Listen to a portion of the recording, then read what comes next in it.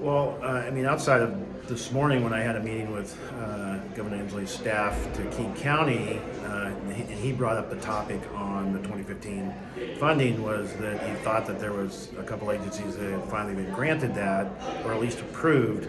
But going back a couple months ago, I had chiefs of police reaching out to me saying, "Hey, what in the world's going on? What do we have to do to get this done?"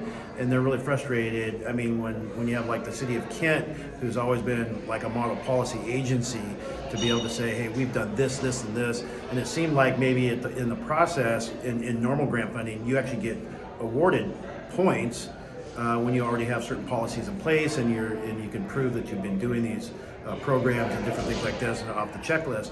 That was not the case with this funding mechanism. Obviously, the fact that here we are almost a year later and there hasn't been any checks wrote to those agencies to move this programming forward. There was a big question of, was it a rush? Was it a hurry? What were the checks and balances that just weren't right? And I think for me, Carly, is moving forward is like, let's put grant funding and policy in place that doesn't make it difficult for the law enforcement agencies, because the whole point was to get that $100 million out there to be impactful, to be effective. And if you delay the process, how is that making it impactful and effective? We shouldn't be making it harder for our law enforcement leaders. We should make it doesn't have to be easy, but it should be a process that's not hard to understand and to navigate through, especially when you're a model policy agency.